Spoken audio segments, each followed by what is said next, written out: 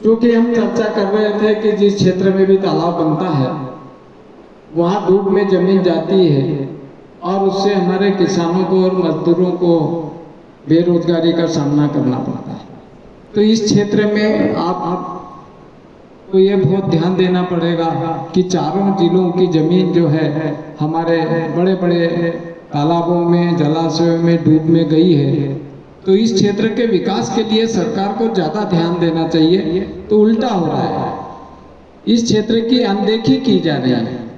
किसी भी कहीं भी कोने में या कुछ थोड़ा सा हमको क्षेत्र में रेल लाइन आ गई, खंडवा से इंदौर जा रही है और उसमें हमारे सनावद बड़वा दो नगर आ गए, तो उसमें लिखा जाता है कि निमाड़ क्षेत्र में रेल सेवा प्रारंभ हो रही है। ऐसा नहीं है बंधुओं। मेरा सबसे बड़ा इसमें कहना यह है कि इस क्षेत्र में आज की तारीख में विद्युत के लिए भी हमारे यहाँ कई प्रोजेक्ट चल रहे हैं, जिसमें ओमकारेश्वर है,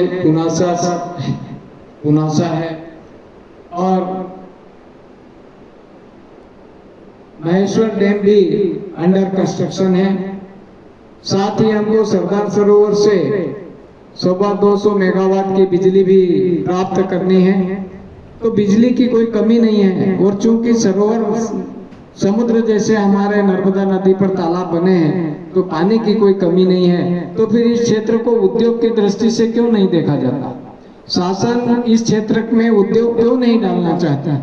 हम ये पूछना चाहते हैं केंद्र सरकार और मध्य प्रदेश सरकार से कि नर्मदा का पानी और नर्मदा से प्राप्त हो रही बिजली को आप हजारों किलोमीटर दूर ले जाकर के वहां पे जाके उद्योग डाल रहे हैं, तो इस निमाड़ क्षेत्र की अनदेखी क्यों की जा रही है? साथ ही आज रेल लाइन अगर हमारे क्षेत्र में होती है तो उससे कई हमको लाभ भी मिलेंगे और भविष्य में यहाँ उद्योग अगर सरकार प्रारंभ करती है तो हमारे किसान साथियों से लेकर के हमारे जो शिक्षित छात्र छात्रा उनको रोजगार भी उपलब्ध होंगे, किसानों को अपने उपज का लाभ भी मिलेगा और उद्योग के साथ साथ अन्य कई सपोर्टिंग काम भी लोगों को मिलने लगेगा। तो इस क्षेत्र का विकास जरूर होगा।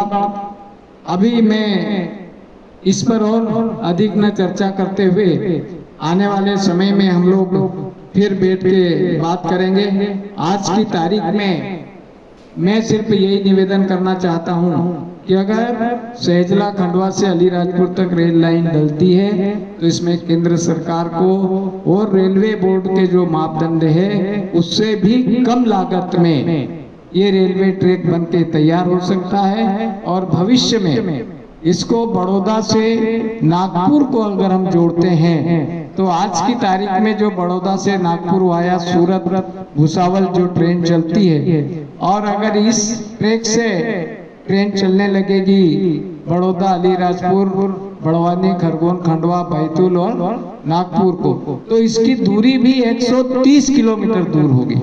करोड़ों रुपया सरकार जब खर्चा करती है और कोई ऐसा पूछता है कि भाई इसमें ये पहले से ट्रैक बना है, इस ट्रैक नए ट्रैक को आप बना के पैरेलल बना के कैसा करोगे, तो आप बताते हैं कि उसमें 10 किलोमीटर की दूरी कम हो जाती है, सस्ता पड़ेगा, इतना डीजल बचा, इतना टायर बचा। तो बड़ौदा से नागपुर की जो दूरी है वो 130 किलोमीटर कम हो रही है। इस पे भी शासन को विचार करना चाहिए। और आज की तारीख में हम निमाड़ क्षेत्र के और संपूर्ण निमाड़ क्षेत्र जिसमें खंडवा, खरगोन, बड़वानी, धार और अलीराजपुर क्षेत्र आता है, हम लोग सभी जिलों के